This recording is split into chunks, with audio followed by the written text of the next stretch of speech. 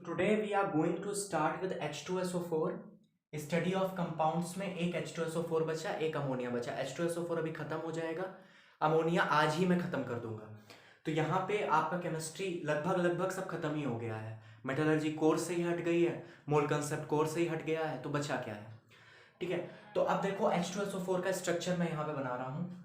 यहाँ पे आपके पास सल्फर सेंट्रल मेटल एटम के रूप में, यहाँ पे ऐसे ऑक्सीजन बनाइए, यहाँ पे इधर ऑक्सीजन बनाइए, इधर OH और इधर OH। ठीक है, ये हमारे पास सल्फ्यूरिक एसिड का स्ट्रक्चर होता है। अब देखो क्या होता है कि यहाँ पे हाइड्रोजन निकलती हैं। जब आप सल्फ्यूरिक एसिड को पानी में डालोगे तो कौन से आयंस निकलेंगे? H+ आयंस निकलेंगे। निकलेंगे कि नहीं निकलेंगे? तो यहाँ पे क्या होता है, हो क्या रहा होता है, ऐसे बना देते हैं इसको। ये यहां से एक H इधर से निकलता है, एक H इधर से निकलता है। यहाँ पे इसके बीच में बॉन्ड होती है ना, ऑक्सीजन और हाइड्रोजन के बीच में बॉन्ड होती है। तो ये बॉन्ड टूटती है, एक H+ इधर से, एक H+ इधर से। H+ क्यों निकलता है, H क्यों नहीं निकलता? H इसलिए नहीं निकलता क्योंकि आप इस OH बॉन्ड को देखो थोड़ा सा। इस OH बॉन्ड को मैंने मैग्नीफाई कर दिया यहाँ पे इधर ये सल्फर से जुड़ा है ऑक्सीजन। ठीक है, तो यहाँ पे क्या है, देखो ऑक्सीजन के आउटर मोस्ट शेल में कितने होते हैं? 6 होते हैं। एक इलेक्ट्रॉन की शेयरिंग इसने यहां से की है, एक इलेक्ट्रॉन की शेयरिंग इसने यहां से की है भाई। 1 2 3 4 5 6 और 7 और 8, इस ऑक्सीजन का ऑक्टेट तो पूरा है ना। ये इसका इलेक्ट्रॉन है, ये वाला किसका है? ऑक्सीजन का है। ये वाला ऑक्सीजन का है, ये वाला हाइड्रोजन का है। ऑक्सीजन बीइंग मोर इलेक्ट्रोनेगेटिव, जब हाइड्रोजन ऑक्सीजन को छोड़ के जाने लगता है तो ऑक्सीजन कहता है जितना दिया है वापस करो पहले। तो हाइड्रोजन से भी उसका इलेक्ट्रॉन ऑक्सीजन ले लेता है, हाइड्रोजन से भी उसका इलेक्ट्रॉन ऑक्सीजन ले लेता है, और ऑक्सीजन के ऊपर क्या आ जाता है? नेगेटिव चार्ज आ जाता है। तो यहां से जब H निकलता है और यहां से जब H निकलता है तो जो हमारे पास स्ट्रक्चर बनता है वो क्या बनता है? ये स्ट्रक्चर आ जाता है। ऑक्सीजन पे नेगेटिव, ऑक्सीजन पे नेगेटिव, और हाइड्रोजन पे क्या आ गया? पॉजिटिव। क्यों? क्योंकि उसका भी एक इलेक्ट्रॉन जो था बेचारे गरीब के पास, वो भी खींच लिया। अभी जब तक हमारे साथ रहोगे तब तक तो शेयरिंग करेंगे, लेकिन जहां हमको छोड़ के जाओगे तो हमारे पास जो कुछ है वो भी हम ले लेंगे। तो हमारे पास पहले से एक इलेक्ट्रॉन था, हमको लाओ, क्योंकि हम ज्यादा इलेक्ट्रोनेगेटिव है। तो इसने इधर लिया और हाइड्रोजन के ऊपर एक पॉजिटिव चार्ज डेवलप हो गया और इसके ऊपर एक नेगेटिव चार्ज आ गया। डेल पॉजिटिव डेल नेगेटिव पहले से ही था, जब हाइड्रोजन छोड़ के जाने लगा तो इसके ऊपर पूरा पॉजिटिव आ गया और इसके ऊपर नेगेटिव आ गया। ये बॉन्ड कैसी है? पोलर है कि नॉन पोलर है? OH बॉन्ड ये कैसी है? पोलर है कि नॉन पोलर? पोलर है। पोलैरिटी आपको दिख ही रही है। तो ये हमारे पास H2SO4 का स्ट्रक्चर है। आ रही है कुछ बात समझ में? तो ये H2SO4 को जब आप पानी में डालते हो तो कितने H+ रिलीज होते हैं? कितने H+ आयंस रिलीज होते हैं जब आप H2SO4 को पानी में डालते हो? आप क्या कहोगे कि 2 H+ आयंस रिलीज होते हैं, एक यहां से एक इधर से, 2 H+ निकलते हैं। तो इस एसिड की जो बेसिसिटी होगी, एसिड की तो बेसिसिटी होती है, बेसिस की एसिडिटी होती है, तो एसिड की जो बेसिसिटी होगी H2SO4 की वो कितनी होगी? 2। तो हम क्या कहेंगे कि ये कैसा एसिड होगा? ये हमारे पास डायबेसिक डायबेसिक एसिड होगा। समझ में आ रही बात? नहीं आई बात समझ? अरे यार देखो, बेसिसिटी जो है वो 2 है, मतलब 2 H+ निकल रहे हैं। ठीक है, जब आप इसको पानी में डालोगे 2 H+ निकलेंगे। 2 H+ निकल रहे हैं तो बेसिसिटी 2 हो गई, तो इसको हम क्या कहते हैं? डायबेसिक एसिड कहते हैं। समझ में आया? It is known as the king of all compounds. बहुत सारे यूजेस हैं इसके एक्चुअली। अब इसमें आप रिएक्शंस ज्यादा नहीं पढ़ोगे, रिएक्शंस वही पढ़ोगे जो आप पहले से पढ़ चुके हो, HCl में, HNO3 में। तो यहां पे देखो H2SO4 को बनाने का तरीका आप एक HNO3 में पढ़ चुके हो, मैं वही लिख रहा हूं यहां पे। देखो हमारे पास सल्फर है, गया मार्कर भी गया, मार्कर गया। सल्फर जो है S, आपने इसमें क्या डाला? HNO3 concentrated. Concentrated HNO3। Reaction याद हो गई कि नहीं? मैंने कहा था बैलेंस समेत रट लेना। यहां पे क्या आएगा? यहां पे देखो तुम्हारा HNO3 is a good oxidising agent, पहले ही बता चुका हूं HNO3 में। तो ये S को सल्फ्यूरिक एसिड में ऑक्सीडाइज कर देता है, H2SO4। यहां पे क्या निकला? नाइट्रोजन डाइऑक्साइड और पानी निकलता है। यहां पे आपको 6 लगाना होता है, यहां पे 2 लगाओगे, यहां पे 6 लगाओगे और ये रिएक्शन बैलेंस हो जाएगी। देखो बैलेंस है, इसलिए मैंने कहा था इसको रट लेना। तो एक तो ये रिएक्शन आपकी है, ये रिएक्शन है। अब जो हमारी दूसरी रिएक्शन है, हमको जो है H2SO4 को बनाना है। बड़े लेवल पे बनाना है, इंडस्ट्रियल स्केल पे बनाना है, तो अब ये वाली हम यूज यहां पे नहीं करेंगे। अब हम क्या यूज करेंगे, कॉन्टैक्ट प्रोसेस यूज करेंगे। इसका हमारा पूरा एक सेटअप होता है कॉन्टैक्ट प्रोसेस का। हमें इंडस्ट्रियल स्केल पर सल्फ्यूरिक एसिड का प्रिपरेशन करना है। कौन सा प्रोसेस, कॉन्टैक्ट प्रोसेस। और आपको पता हो कि HNO3 में हमने कौन सा प्रोसेस यूज किया था इंडस्ट्रियल स्केल पे प्रिपरेशन के लिए, ऑस्टवल्ड प्रोसेस। समझ में आ रही है बात। तो अब हम देखेंगे कॉन्टैक्ट प्रोसेस। तो देखिए लार्ज स्केल मैन्युफैक्चर के लिए H2SO4 को हम कॉन्टैक्ट प्रोसेस का इस्तेमाल करते हैं। कॉन्टैक्ट प्रोसेस में हमने इसको डिटेल में, इसकी डिटेल में नहीं जाना, केवल केमिकल रिएक्शंस जो हैं वो उसको हमें ध्यान रखना है। यहाँ पे जो पहला स्टेप होता है वो होता है production of what, production of SO2। Sulphur dioxide का आपको प्रोडक्शन करना है, ये आपकी पहली रिक्वायरमेंट है। अब वो चाहे आप इस रिएक्शन से करें, ऐसे भी कर सकते हो, सल्फर को आपने ऑक्सीडाइज कर दिया तो सल्फर डाइऑक्साइड बन गया। लेकिन हम यहाँ पे हम क्या करते हैं, यहाँ पे हम जो यूज करते हैं एक्चुअली प्रोसेस वो है रोस्टिंग ऑफ आयरन पायराइड। अब मेटलर्जी हट गया आपके सिलेबस से, वहां पे भी आप इसको पढ़ते हैं। आयरन पायराइड क्या है, आयरन का ओर है जहां से हम कन्वीनियंटली और बेनिफिशियली आयरन को निकालते हैं। जहां से हम मिनरल्स को कन्वीनियंटली निकाल सकते हैं और बेनिफिशियली निकाल सकते हैं, वो क्या होते हैं, हमारे ओर्स होते हैं। क्या होते हैं, ओर्स होते हैं। तो हमारे पास आयरन का बड़ा प्रसिद्ध ओर है आयरन पायराइड। आयरन पायराइड को हम FeS2 कहते हैं, आयरन सल्फाइड। ठीक है, आयरन पायराइड इसी को कहते हैं। इसका हम क्या कराते हैं, रोस्टिंग कराते हैं। रोस्टिंग का मतलब क्या होता है, रोस्टिंग का मतलब होता है एक्सेस ऑफ ऑक्सीजन की प्रेजेंस में या एक्सेस ऑफ एयर में हम इसको बर्न करेंगे। ठीक है, तो अब हम क्या करेंगे, हम ऑक्सीजन लेंगे एयर से और हम इसकी रोस्टिंग कराते हैं हीट दे करके एक्सेस ऑफ एयर में। तो यहां पे क्या होता है, यहां पे बनता है हमारे पास सल्फर डाइऑक्साइड और यहां पे हमारे पास बनता है फेरिक ऑक्साइड, Fe2O3 और सल्फर डाइऑक्साइड। अब इसको बैलेंस करोगे, इसको भी बैलेंसिंग समेत रटना पड़ेगा। याद रखो ऑक्सीजन के आगे 11 लगेगा। अब इसको बैलेंस कर सकते हो, यहां पे 11 है, यहां पे तुम लगाओ 8। अब इधर 8 लग गया तो 8 2 16, यहां पे 22 ऑक्सीजन थे, 8 2 16, यहां पे लगाओ 2 और यहां पे लगाओ 2। ठीक है, तो यहां पे नहीं, यहां पे 4 लगेगा, यहां पे 4 लगेगा। ठीक है, तो 4 2 8, 8 सल्फर है, 8 सल्फर है, 4 आयरन है, 4 आयरन है। ठीक है, ऑक्सीजन कितनी है, 11 2 22, 3 2 6, 8 2 16, 16 और 6 22। ठीक है, तो ये हमारे पास ऐसे हम सल्फर डाइऑक्साइड को यहां पे बनाते हैं। तो यहां पे बनाने का तरीका यही है, सल्फर डाइऑक्साइड को हम आयरन पायराइड की रोस्टिंग करते हैं in the presence of excess of air और एक्सेस ऑफ ऑक्सीजन। तो सबसे पहली रिक्वायरमेंट हमारी क्या हो गई कि हमको प्रोडक्शन कराना है किसका, सल्फर डाइऑक्साइड का। दूसरा हमारे पास क्या है, दूसरा जो हमारे पास है वो है हम सल्फर डाइऑक्साइड को और ऑक्सीडाइज कराते हैं further two sulphur trioxide. Sulphur dioxide को और ऑक्सीडाइज कराइए टू सल्फर ट्राइऑक्साइड। अब ये हम कैसे कराएंगे और इसको हमें थोड़ा सा डिटेल में देखना पड़ेगा इस वाले रिएक्शन को। आइए देखते हैं। अब देखिए दूसरे प्रोसेस को थोड़ा सा डिटेल में देखेंगे, दूसरी रिएक्शन को। यहां पे क्या हो रहा है, यहां पे हमारे पास सल्फर डाइऑक्साइड है। सल्फर डाइऑक्साइड को ऑक्सीजन की प्रेजेंस में हम किस में ऑक्सीडाइज कर रहे हैं, ऑक्सीडेशन ऑफ सल्फर डाइऑक्साइड, हम सल्फर ट्राइऑक्साइड में इसको ऑक्सीडाइज कर रहे हैं। Reaction is balanced. अब ये रिएक्शन होती है यार रिवर्सिबल। अब ये रिवर्सिबल होती है तो ये आगे भी जा सकती है और ये पीछे भी जा सकती है। हम ये इंश्योर करते हैं कि ये रिएक्शन हमेशा आगे ही जाए, मतलब फॉरवर्ड डायरेक्शन में ही जाए। तो फॉरवर्ड डायरेक्शन में अगर हमको रिएक्शन को ले जाना है तो कुछ चीजें हम डिस्कस करते हैं ली चैटलियर प्रिंसिपल के आधार पे। अब ये ली चैटलियर क्या है, ये आप 11वीं में पढ़ोगे। क्या होता है ली चैटलियर प्रिंसिपल। अभी के लिए कंडीशंस ध्यान रखिए, ये कंडीशंस हम लेते हैं तो ये रिएक्शन आगे की तरफ जाएगा। एक्चुअली ये रिएक्शन होता है एक्सोथर्मिक। अब क्योंकि ये रिएक्शन एक्सोथर्मिक होता है इसलिए हम यहाँ पे लो टेम्परेचर रखते हैं, लेकिन टेम्परेचर उतना भी लो नहीं रखेंगे, नहीं ये रिएक्शन फिजिबली नहीं होगा। यहाँ पे टेम्परेचर कम से कम हमको 450 डिग्री सेल्सियस रखना पड़ता है। जब टेम्परेचर लो होता है तो मतलब रिएक्शन एक्सोथर्मिक होती है। एक्सोथर्मिक रिएक्शन को फिजिबल करने के लिए, फॉरवर्ड डायरेक्शन में ले जाने के लिए ली चैटलियर प्रिंसिपल के आधार पे हम टेम्परेचर को लो रखते हैं।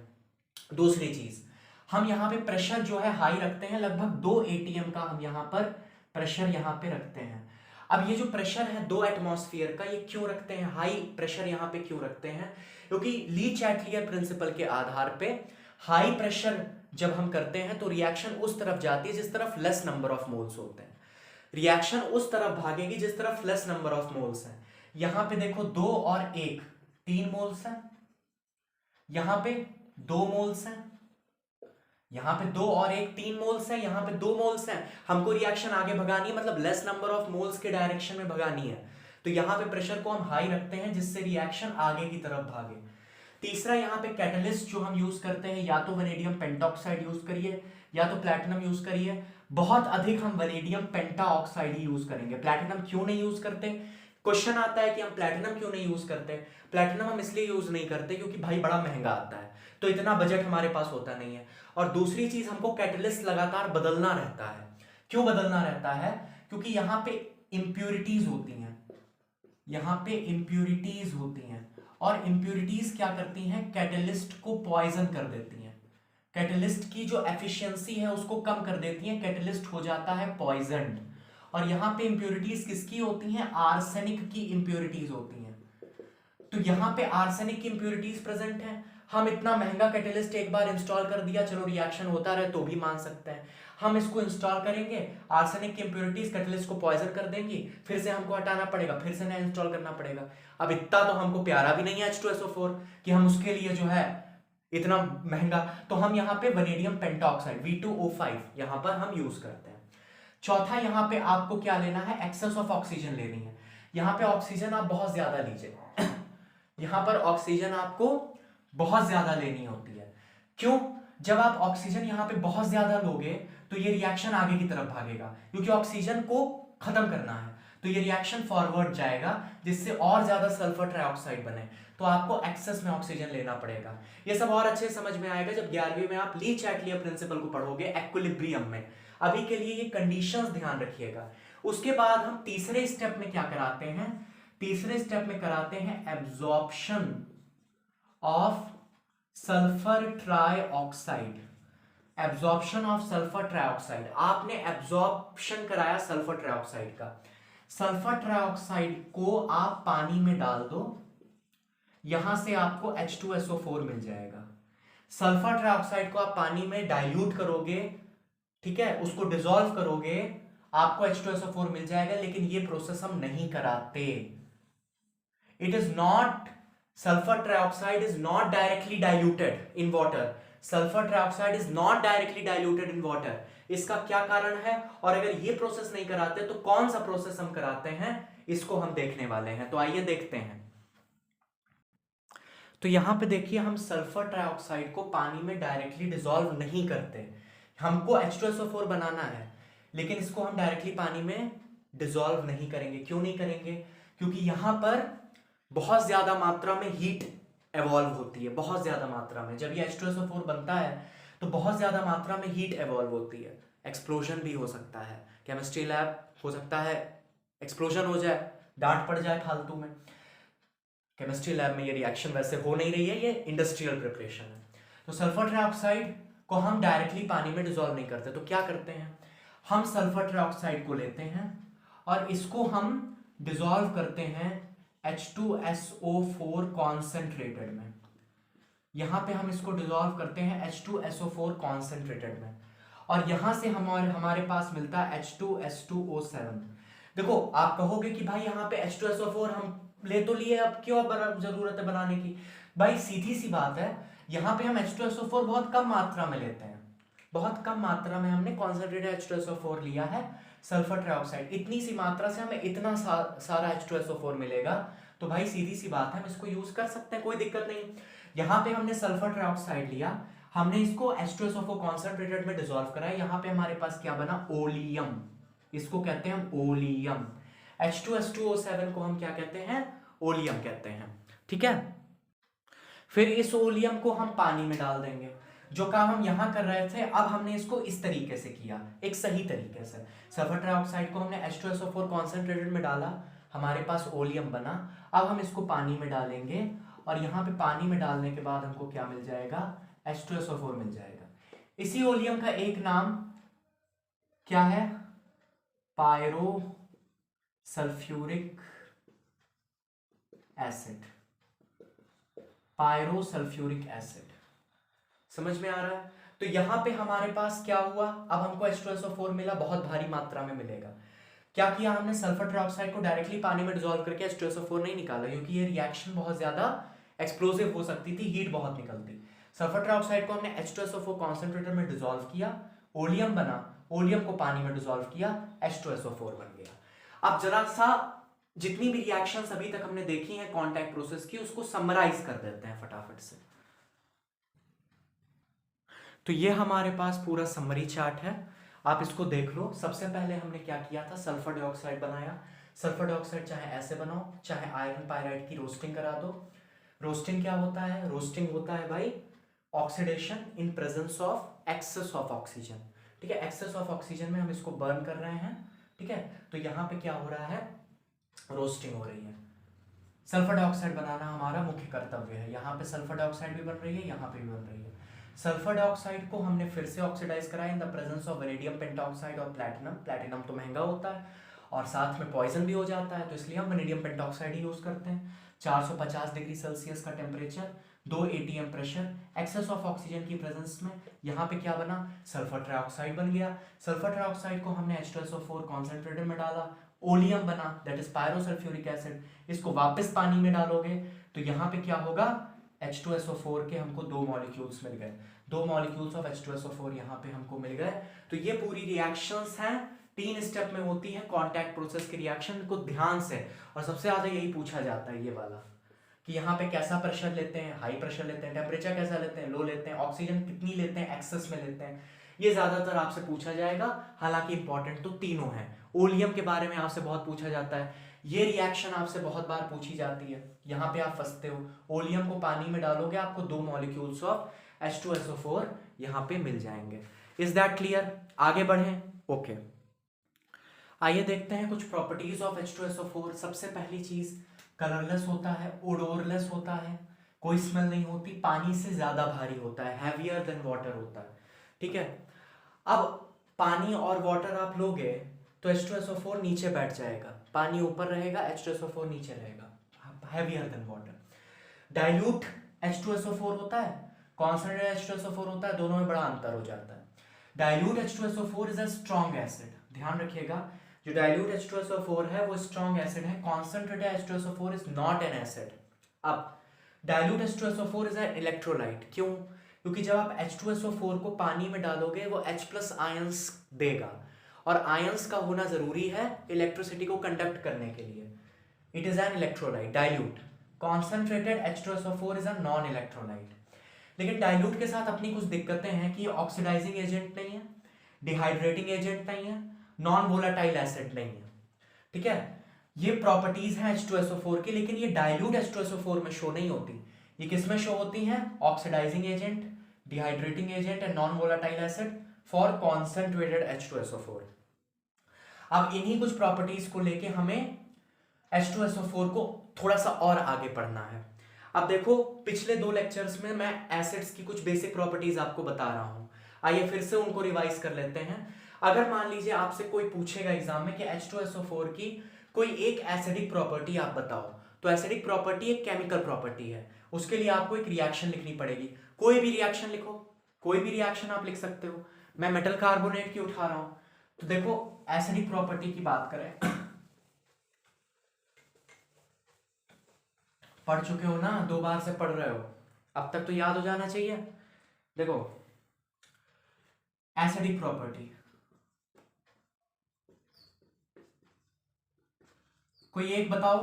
तो जैसे मेटल कार्बोनेट्स की मैं बता दूं, मेटल कार्बोनेट्स को जब आप एसिड में डालते हो तो क्या होता है, क्या बनता है, यहां पे बनता है, और ये एसिड हमेशा डाइल्यूट होता है, ध्यान रखना, ये डाइल्यूट होता है, नीचे कुछ लिखा नहीं इसका मतलब डाइल्यूट है। मेटल कार्बोनेट्स को जब आप एसिड में डालोगे तो क्या होगा, यहां पर आपके पास क्या बनता है, salt plus water plus carbon dioxide, बनता है कि नहीं बनता है? तो देखो यहाँ पे अगर मैं मेटल कार्बोनेट लूं, जैसे Na2CO3 लूं, Na2CO3, इसमें मैंने H2SO4 डाला, कैसा डाइल्यूट, क्या बनाएगा, यहां पे सॉल्ट बनेगा। सॉल्ट बना कौन सा, Na2SO4 का, बस वाटर प्लस कार्बन डाइऑक्साइड। दूसरी प्रॉपर्टी होती है भाई सल्फाइड्स के साथ, मान लीजिए मैंने लिया Na2SO3, हमने H2SO4 में इसको डाला, अब आगे की रिएक्शन खुद से कंप्लीट करो, क्या आएगा, ये सल्फाइड्स है, क्या बनेगा, Na2SO4 plus water plus sulphur dioxide. Electrochemical series में हाइड्रोजन के ऊपर जितने एलिमेंट्स होते हैं, जैसे मान लीजिए मैग्नीशियम है, H2SO4 डाला, MgSO4 बना, हाइड्रोजन गैस लिबरेट होगी, सब पढ़ रखा है। सल्फाइड्स के साथ मुझे बता दो, जैसे मान लीजिए ZnS है, इसमें आप H2SO4 को डालो, क्या होगा, क्या होगा, यहां पे ZnSO4 बना और यहां पे हाइड्रोजन सल्फाइड गैस बनती है। ये हाइड्रोजन सल्फाइड गैस हमारी कैसी होती है, रोटेनिक स्मेल देती है।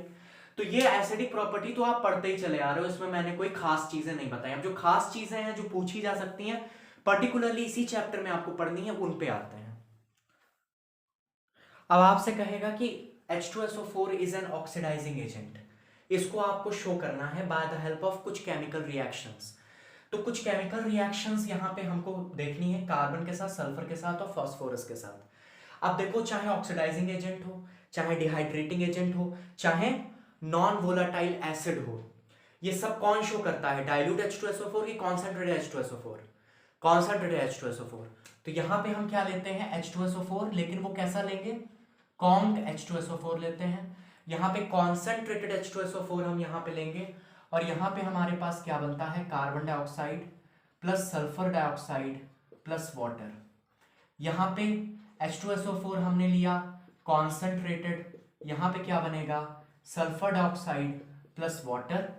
यहां पे हमने H2SO4 लिया कॉन्सेंट्रेटेड, यहां पे क्या बनता है, यहां पे फास्फोरस ऑक्सीडाइज हो जाएगा, किसमें, फास्फोरिक एसिड में, दैट इज H3PO4 में ऑक्सीडाइज हो जाएगा, और बाकी वही बाय प्रोडक्ट्स अपने जो सल्फ्यूरिक एसिड से बने SO2 और वाटर। समझ में आया। इस तरीके से हमारे पास ये तीन रिएक्शंस आपको ध्यान रखनी है when we say that H2SO4 is an oxidising agent also. आप इसमें से कोई एक रिएक्शन उठा लेना और उसको वहां पे लिख देना, ठीक है। फास्फोरस में ध्यान रखना, यहां फास्फोरस की कोई ऑक्साइड नहीं बनेगी, यहां फास्फोरिक एसिड बनेगा H3PO4। यहां सल्फर की ऑक्साइड बनी सल्फर डाइऑक्साइड, यहां कार्बन की ऑक्साइड बनी कार्बन डाइऑक्साइड। यहां पे फास्फोरस की कोई ऑक्साइड नहीं बनेगी, यहां फास्फोरस ऑक्सीडाइज होकर के फास्फोरिक एसिड बना लेगा। ऑक्सीडाइजिंग प्रॉपर्टी में एक और बड़ी कमाल की रिएक्शन है हाइड्रोजन सल्फाइड H2S की, ठीक है। तो जब हम H2S लेते हैं और इसमें हम डालेंगे वही अपना H2SO4 क्या, कॉन्सेंट्रेटेड। अब इसको कैसे ऑक्सीडाइज किया जाए, ऑक्सीडेशन क्या होता है, या तो इसमें ऑक्सीजन लग जाए या तो यहां से हाइड्रोजन निकल जाए, तब इसका ऑक्सीडेशन हो सकता है। क्योंकि ये ऑक्सीडाइजिंग एजेंट है तो ये दूसरे को ऑक्सीडाइज करेगा, खुद तो रिड्यूस होगा, इसको ऑक्सीडाइज करेगा। इसका ऑक्सीडेशन कब संभव है, जब यहां से हाइड्रोजन निकल जाए। तो यहां पे क्या होता है, सल्फर बनता है और बाकी क्या बनेगा, वाटर बनेगा। तो ये बड़ी कमाल की रिएक्शन है। अब क्या इसको बैलेंस कर सकते हो आप लोग, क्या इसको बैलेंस कर सकते हो, देखो यहां पे 4 हाइड्रोजन है, 2 और 2 4 हाइड्रोजन है, तो यहां पे हमने 2 लगाया, यहां पे हमारे पास 2 ही ऑक्सीजन बनी, यहां पे हमारे पास 4 ऑक्सीजन थी।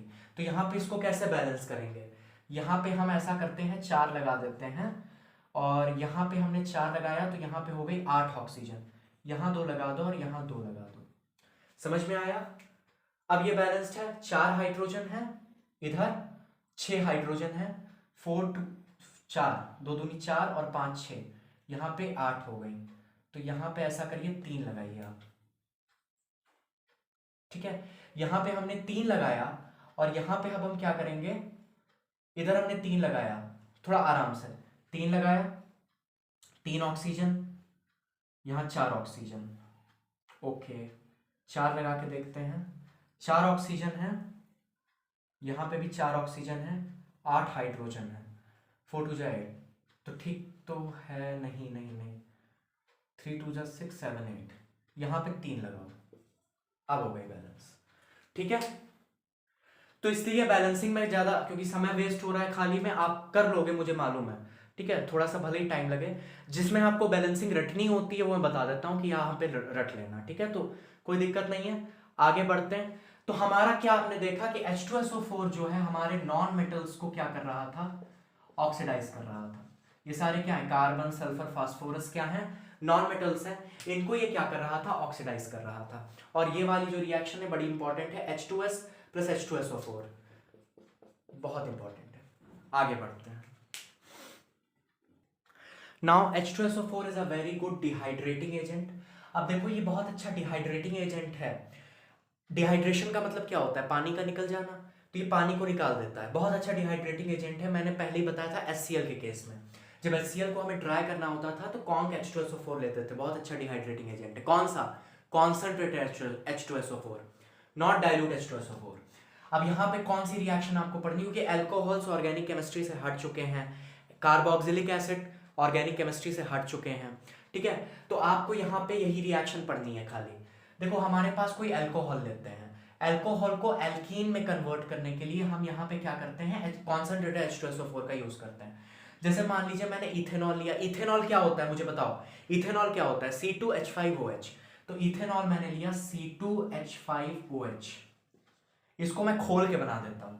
अब खोलते हैं, यहां पे 2 कार्बन, एक एक एक एक एक और यहां पे एक OH, हमने खोल के बनाया C2H5OH को। अब हम इसमें क्या करेंगे, कॉन्सेंट्रेटेड H2SO4 डालेंगे, कॉन्सेंट्रेटेड H2SO4 डालेंगे at a temperature of 170 degree Celsius. और यहां पे क्या निकलना था, पानी निकलना था। यहां से देखो ये जो है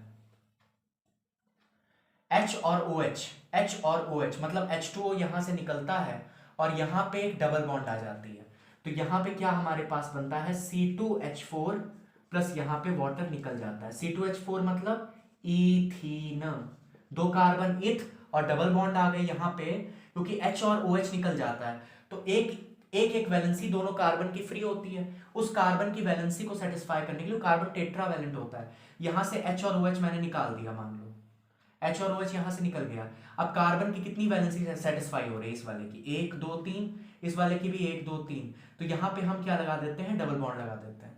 तो यहां पे क्या बन जाता है हमारा, इथीन बन जाता है, पानी बन जाता है। इथ 2 कार्बन और डबल बॉन्ड तो ईन, तो एथीन यहां पे बनता है और पानी बनता है। आइए दूसरी रिएक्शन देखते हैं जिसमें ये डिहाइड्रेटिंग एजेंट की तरह काम कर रहा होता है। दूसरी रिएक्शन हमारी है शुगर क्रिस्टल। शुगर हमारे पास सुक्रोज क्या होता है, तो ये शुगर क्रिस्टल है। जैसे हमारे पास सुक्रोज क्या होता है हमारे पास, C12H22O11, इसमें हम क्या करेंगे, H2SO4 डालेंगे, अपना वही कैसा, कॉन्सेंट्रेटेड। और यहां पे क्या होगा, यहां पे ये होगा कि जितना भी पानी है यहां से निकल जाएगा, पानी निकल जाएगा, पानी निकल जाएगा। और यहां पे हमको क्या मिलेगा, कोयला मिलता है, कोयला। तो यहां पे 11 मॉलिक्यूल्स ऑफ पानी निकल जाते हैं, सारा पानी निकल गया और यहां पे बचता है 12 कार्बन, 12 थे 12 बचे, 22 हाइड्रोजन 22 हाइड्रोजन, 11 ऑक्सीजन 11 ऑक्सीजन। तो यहां पे हमारे पास ये जो है वाटर वेपर के फॉर्म में उड़ जाता है, भाप बन के उड़ जाता है और यहां पे हमको चारकोल मिलता है, ठीक है, कोयला मिलता है। तो जरा चीनी को जब आप कॉन्सेंट्रेटेड H2SO4 में डालोगे तो हमको क्या मिलेगा, हमको मिलेगा ये कोयला, ठीक है, पानी तो भाप बन के उड़ जाएगा। तो ये बात समझ में आई आपको, आ गई समझ में। अच्छा, तीसरी प्रॉपर्टी जो H2SO4 की थी, मैं एक बार फिर से रिव्यू कर लूं, कुछ छूट तो नहीं रहा है। तीसरी प्रॉपर्टी जो H2SO4 की थी वो थी non volatile, concentrated H2SO4 is non volatile. इसलिए हम क्या करते हैं कि जो हम वोलाटाइल एसिड्स बनाते हैं, जैसे HNO3 है, HCl है, इसमें हम क्या यूज करते हैं, कंसंट्रेटेड H2SO4 यूज कर रहे हैं। HCl की प्रिपरेशन जरा याद करो, हमने क्या लिया था, HCl की प्रिपरेशन जरा याद करिए, हमने क्या लिया था, सोडियम क्लोराइड लिया था। सोडियम क्लोराइड के साथ हमने क्या लिया था, H2SO4 लिया था कॉन्सेंट्रेटेड। यहां पे हमने टेम्परेचर कितना रखा था, 200 डिग्री सेल्सियस से कम टेम्परेचर रखा था। तो क्या हुआ था, यहां पे हमारे पास Na2SO4 नहीं, जब 200 डिग्री सेल्सियस से कम टेम्परेचर था तो NaHSO4 बना था और HCl बना था। HCl के वेपर्स फॉर्म हो रहे थे, ये वोलाटाइल था। हमने कहा था कि यहाँ पे HNO3 क्यों नहीं यूज करते, तो उसका उत्तर ये आया था कि HNO3 वोलाटाइल होता है, हमको इसके और HNO3 के वेपर्स मिलेंगे, दोनों को सेपरेट करना बहुत मुश्किल होता है। Concentrated H2SO4 is non volatile. अब ये भाप बन के उड़ेगा नहीं, हमको जो भाप मिलेगी वो उसमें केवल क्या होगा, HCl ही होगा। उसी तरीके से जब हमने HNO3 की बात की थी तो हमने यहाँ पे लिया था सोडियम नाइट्रेट। सोडियम नाइट्रेट में हमने डाला था सोडियम नाइट्रेट में हमने H2SO4 डाला था, है ना, कॉन्सेंट्रेटेड। ठीक है, यहाँ पे भी टेम्परेचर हमने 200 डिग्री सेल्सियस से कम लिया था कि नहीं लिया था। और यहाँ पे क्या हो रहा था, यहाँ पे भी हमारा NaHSO4 बन रहा था और HNO3 के वेपर्स मिल रहे थे। HNO3 और HCl दोनों ही वोलाटाइल थे, इसलिए हमने यहाँ पे इनकी प्रिपरेशन में नॉन वोलाटाइल एसिड यूज किया था, दैट इज H2SO4 कॉन्सेंट्रेटेड, जिससे जो हमको वेपर्स मिले उसमें कहीं दो कंपोनेंट्स ना आ जाए और उनको सेपरेट करना बड़ा हेक्टिक टास्क हो जाएगा। तो इस वजह से हम यहाँ पर H2SO4 को यूज करते हैं concentrated, it is non volatile. आगे बढ़ते हैं, एक छोटी सी चीज है, देखो अगर कॉन्सेंट्रेटेड H2SO4 को आपको डाइल्यूट करना है तो आप क्या करोगे, कॉन्सेंट्रेटेड H2SO4 को डाइल्यूट करना है तो क्या करोगे, आप सीधे कहोगे भाई हम तो एक ही काम करेंगे, उसको पानी में मिला देंगे। कभी ये गलती मत करिएगा, केमिस्ट्री लैब में एक्सप्लोजन हो जाएगा। आप H2SO4 को कभी भी डायरेक्टली कॉन्सेंट्रेटेड H2SO4 को आप पानी में मत मिलाना, एक्सप्लोजन हो जाएगा बहुत भारी। ठीक है, बहुत भारी मात्रा में ये रिएक्शन एक्सोथर्मिक होती है, हीट निकलती है इसमें से। तो क्या करना है, पानी लो, पानी में ड्रॉप बाय ड्रॉप आप H2SO4 डालो, एक एक ड्रॉप, बहुत आराम से एक एक ड्रॉप डालो और कांस्टेंट स्टिरिंग करते रहो, कॉन्स्टेंटली उसको हिलाते रहिए। तो क्या होगा कि हमारा डाइल्यूट H2SO4 तैयार हो जाएगा। हमको बीकर में क्या लेना है, हमको बीकर में लेना है पानी, हमको बीकर में क्या लेना होता है, पानी लेना होता है। तो बीकर में पानी लो, ऊपर से ड्रॉप बाय ड्रॉप, एक ड्रॉप आप H2SO4 की डालो, हिलाओ, फिर दूसरी ड्रॉप आप H2SO4 की डालो, कॉन्सेंट्रेटेड H2SO4 पीछे से पकड़ना, उसको रहते हैं लैब में जो रिएजेंट्स रहते हैं उनके आगे स्लिप लगी रहती है, एक ड्रॉप डाला फिर दूसरी ड्रॉप डाली, इस तरीके से डालो धीरे धीरे आराम आराम से कांस्टेंट स्टिरिंग करते हुए, तो एक्सप्लोजन नहीं होता है, हमारे पास डाइल्यूट H2SO4 तैयार हो जाता है। तो क्या ये बातें समझ में आई, ज्यादातर तो यही बातें थी। 1 मिनट थोड़ा सा मुझे समय दीजिए, मैं चीजों को एक बार रिव्यू कर लेता हूं, कहीं कुछ छूट तो नहीं रहा है। मुझे लगता है H2SO4 यहां पे खत्म हो गया है। ठीक है, तो फिर H2SO4 यहाँ पे खत्म हो गया है भाई। अब हमारे पास केवल एक चैप्टर बच रहा है, दैट इज अमोनिया। आज वो भी खत्म हो जाएगा। आपकी केमिस्ट्री लगभग 90% खत्म हो चुकी है, क्योंकि देखो मैंने पीरियोडिक टेबल करा दिया है, केमिकल बॉन्डिंग करा दिया है, एसिड बेसिस एंड सॉल्ट्स मैंने पहले ही कहा था नोट से पढ़ लीजिएगा, बार बार मैंने कहा है नोट से पढ़ लीजिएगा। नोट्स ना हो आप मुझे संपर्क करें, ईमेल आईडी पे मैं आपको नोट्स भेज दूंगा। चौथा क्या हो गया है भाई, एनालिटिकल केमिस्ट्री हो गया है, HCl हो गया, HNO3 हो गया, आज H2SO4 भी खत्म हो गया, अमोनिया भी खत्म हो जाएगा। ऑर्गेनिक केमिस्ट्री अगर आपको पढ़नी हो, क्योंकि वैसे नॉमेनक्लेचर वगैरह मैंने पढ़ाया हुआ है, अगर आपको पढ़नी हो तो बता दीजिएगा, वो पढ़ा देंगे। इलेक्ट्रोलिसिस भी पढ़ा दिया है, और मेटलर्जी खत्म ही हो गया है कोर्स से, मोल कंसेप्ट खत्म ही हो गया कोर्स से, आज H2SO4 भी खत्म हो गया, अमोनिया बचा है, आज वो भी खत्म हो जाए। पढ़ाई करते रहें, रिवाइज करते रहें। All the very best.